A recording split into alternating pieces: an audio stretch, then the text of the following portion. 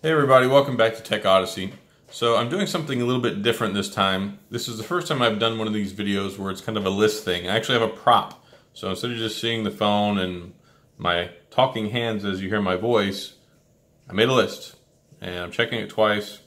Of course, Christmas is right around the corner, so I guess it's slightly appropriate. Now, so talking about the Pixel 3 XL. And before I start talking about all these things, I like the phone. And I don't want you to think I don't like the phone. I think it's a good phone, but it does have its hangups, and I want to highlight these because I've had quite a few questions. People talking about the brightness, asking about battery life, asking about the RAM. So I said, you know what? I'm going to go ahead and make a list. So here we go. This is the 10 things. Ta-da! And beautiful white color. I do love the color, so that's not on the list of things I hate. So 10 things I hate about the Pixel 3 XL. The battery life. Now, the battery life is nothing to write home about. And people had hang-ups with them dropping the battery life down. I think the Pixel 2 XL is like 3,400. So we're really talking only like 70 milliamps, I believe. Hopefully I got that correct. But 70 milliamps, that doesn't really make much of a difference. I didn't have the 2XL, so I don't know how great the battery life was on it. But I can say that in comparison to the iPhone XS Max, in comparison to the Samsung Galaxy Note 9, the Pixel 3 XL battery life is, man, it's okay. Now, it should mostly get you through the day, and even though I've been using adaptive brightness, I've still been having not so good battery life. Now, this probably isn't going to show you my battery life so well because I did charge it, but screen usage since last full charge, 5 hours and 20 minutes. That's not indicative of what it is because I charged it for an hour on my way home and it recharges 60% in an hour. So the recharge is okay, but the actual battery life is not so great. So I've been using adaptive brightness, which I don't even like, but I've been using adaptive brightness just to try and test it out, match it up with the like the True Tone display and all that stuff on the iPhone. It really doesn't hold up very well. Now, I've been getting probably about 3.5 to 4 hours of screen on time before I go ahead and charge it, which usually gets down to about the 25–30% mark, so not that great. Alright, the frosted glass back. Now, there's been a lot of videos that have popped up in the last 2 days because people have significant concerns about the frosted glass back because it scratches. Now, there's a distinction between scratches and marks. Some of them legitimately are scratches, some of them are marks. I found that the glass on the back of the Pixel 2, which I had, was not that great, and it got lots of micro abrasions on it. This one, I knew that it was bad coming from the Pixel, so I went ahead and put this one in a case. I'm not touching it. I'm not touching the back. I've seen the videos. I've seen people taking their keys, their lighters, all sorts of things and scratching them up and then kind of wiping them away with, some thumb pressure or a little bit of an adhesive, like a microfiber cloth. But it doesn't completely get rid of all of them. So that's one thing. Also, I don't like the texture. But thankfully, I always use a case. So that's two things. Now, the notch.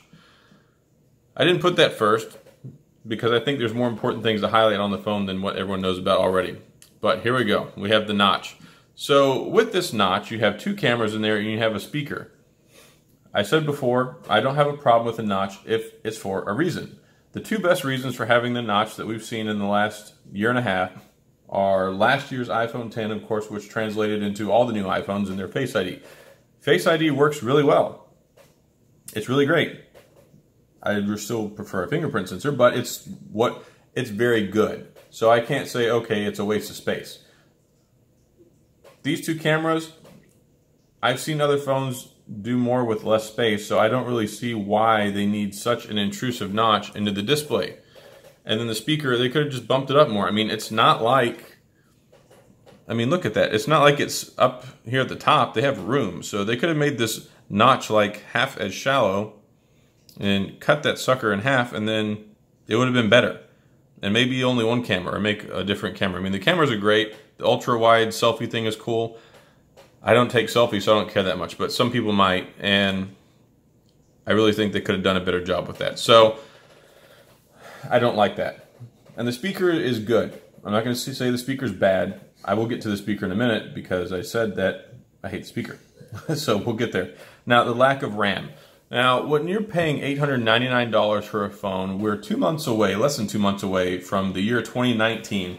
Every other flagship bearing phone that's come out really this year has mostly had 6 gigabytes of RAM or more. You're looking, I mean, the Samsung Galaxy S9 had 4 gigs, but we're talking about April. That was April. We're almost to November. The iPhone, we're not going to talk about it, it's 4 gigabytes of RAM because it needs less RAM. Now, I have defended the RAM on here a little bit because there's less bloatware, there's less skinning, there's less stuff. Google is the master of all things Android, so I think they know what they're doing. I haven't really noticed any slowdown, but what I worry about is the future proofing, because we're talking about a phone that's supposed to have like 3 years of service life support for upgrades and all that good stuff. So in the year 2020, is 4 gigabytes of RAM going to be enough? It's enough for today, but it may not be enough for tomorrow. The power button and volume rocker configuration irritates me to no end. Now, I love that they make the button that mint color. I think it's cool, but it's counterintuitive to every other device in the entire whole world. It drives me crazy. Put the volume rocker on the left-hand side or put the power button underneath it. Everyone is reaching for the power button, not for the volume buttons. So every time I reach for it, it's counterintuitive from every other phone that I use. So that drives me crazy. It drove me crazy with the Pixel 2. Still hate it today. Speaker sound quality and the vibration. Now the vibration is kind of eh. Mostly I'm just putting that there because I'm mentioning it, because some people, I even saw people testing it out and putting little grains of rice on it and watching them spin around and vibrate. There is a significant, and I say significant for a phone, it's not like a boom box and you're just going to get a bunch of booming and it's going to be like little rice, grains bouncing all over the phone. But there is a palpable, a level amount of vibration on the bottom end of the phone because of the speaker.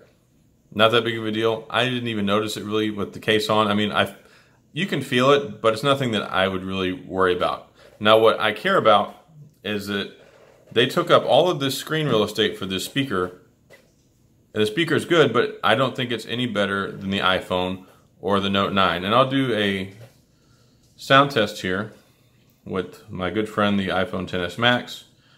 So I have these roughly at about the same spot for the music, and we're going to do a test, and I'm going to show you how they're mostly okay and the same, but I actually like the iPhones better because of the sharpness and the clarity and the sound.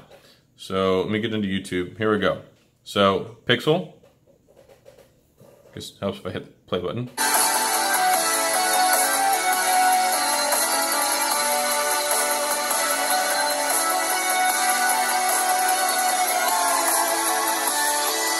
And as you can see, it's on max. Now here we go with the iPhone XS Max.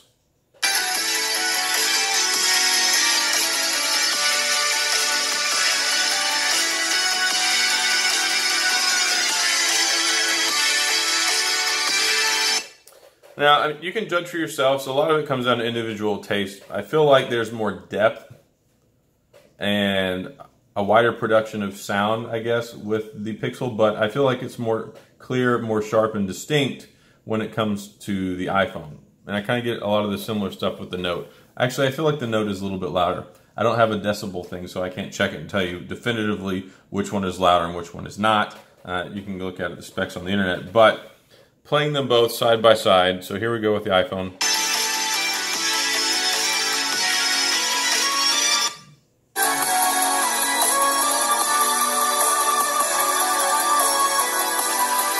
I don't know. I just feel like this one's a little bit more dull, and I don't know if that's because it has more depth in the bass. I don't know if maybe the sound production for the highs is not as good, but I really feel like you get a better overall sound experience out of this. That speaks to two things. One, this one has dual front-facing speakers. This one has one, and then it has the bottom one, where the downward-firing speaker.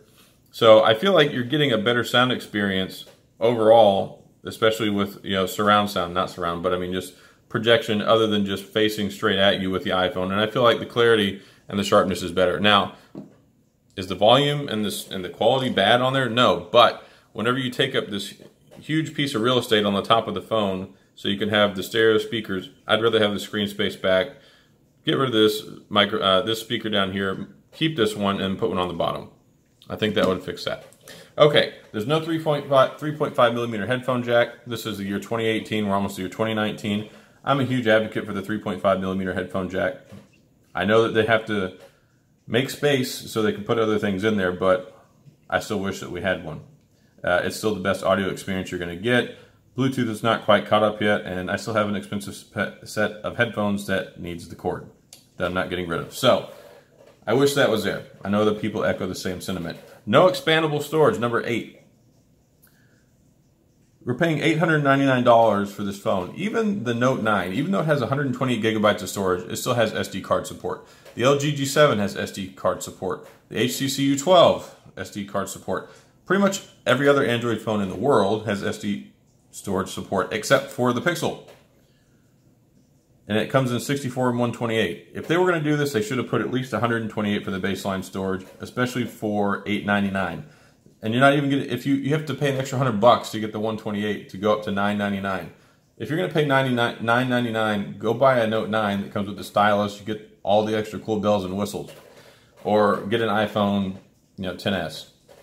Or pay the extra $100 and get the XS Max, which, I mean, I don't really advocate anyone. I hate the idea that these phones cost so much, but we're talking about Android. One of the cool things about Android that set it apart from iPhone was you don't have to worry about being limited to the internal storage because you can get an SD card. Well, not with this, so I don't like that. Actually, I hate it. No facial recognition.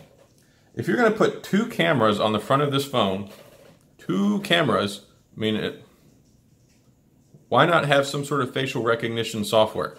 No retinal iris scanning, no facial recognition software. The Blue Vivo 11 Plus that I reviewed recently for $300 has facial recognition software. You look at every other major phone that's come out this year. You look at the S9, S9 Plus, you look at the iPhone, you look at the Note 9, you look at LG G7, you look at all of these phones, they all have some sort of facial recognition software. How are you telling me that you put this speaker here, you put this huge notch here, and you got these 2 cameras, but you can't do facial recognition software? I don't even like facial recognition software all that much, but I feel like it's pretty much mandatory at this point. And it feels like a complete waste of space when you look at how not as amazing as they say the speakers are and how not as amazing the functionality of the camera is. Yeah, it takes great pictures, but why can't it scan my face? So, last but not least is adaptive brightness.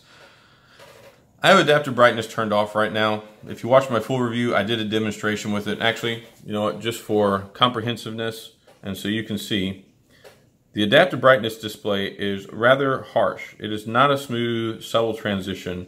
It will, while you're using it, and just by changing it, if it detects a change in the brightness, it will adjust. And the screen is already kind of dark. It's not very bright. And adaptive brightness and also the screen display. I think it's about 400, 420 nit, and brightness is all this gets. You're getting 500, 600 plus with pretty much any other flagship. So why am I paying $900 and getting a screen that is very difficult to see, not all the time, but if you turn the brightness all the way down, it's really low. And this is at max brightness. So we'll put this here. And, oh, there we go. And we'll do a comparison here. So there's a white background. There's also a white background.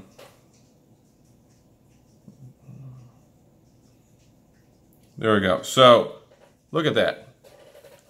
This is the iPhone. This is the Pixel 3 XL. There's a distinct difference in the brightness on both of these displays. And they're both Samsung panels. So I really don't see how there's any excuse for the price tag of $899. But the adaptive brightness, let me go in here. Display, adaptive brightness, turn it on. Alright, so it went ahead and changed. Now, we'll go like this, and I'll cover up the sensor. See how dark it gets? Hand off the sensor. It's not like the iPhone, where the iPhone gradually is always changing and monitoring everything that's going on with the light. Now, you can see it takes a second or two to adjust, so it's not doing it all the time, but just if you're sitting there, I was sitting in my office the other day, and between playing a game, going like this and going like this, it kept changing over and over and over. I'm like, quit getting dark, quit getting light. Now, maybe it was just the lighting conditions that I had available, but it's not all that great. And I haven't found that it saved my battery. So one of the big things about adaptive brightness is you want to save your battery. If you're not saving the battery and the changes are not subtle and you're like, why does it keep getting darker and lighter? why bother? And typically Google likes to perfect things kind of before they put them in there. So I have some hangups over that. So the brightness of the screen and the adaptive brightness. Anyway, so that's the 10 things that I hate about the Pixel 3 XL. There could be an 11, it could be a 12, it could be a 13. These are the main ones. I initially sat down to do a 5 things I hate about Pixel, and it turned into 10. I'm like, okay, let me stop the hemorrhaging. These are the things I'm going to focus on and talk about. So that's all I have on my video. Maybe you have some of your own experiences, you have some of your comments or your thoughts, go ahead and leave them in the comment section. I'll engage with y'all and answer any further questions you have, or hey, we'll just talk about the phone. But caveat, asterisk next to all of this, I still like the phone. So I don't hate the Pixel 3 XL, but these are things I hate about the Pixel 3 XL. So that's all I got for today. Thanks for tuning in. Hope you enjoyed the video, and I'll see y'all next time.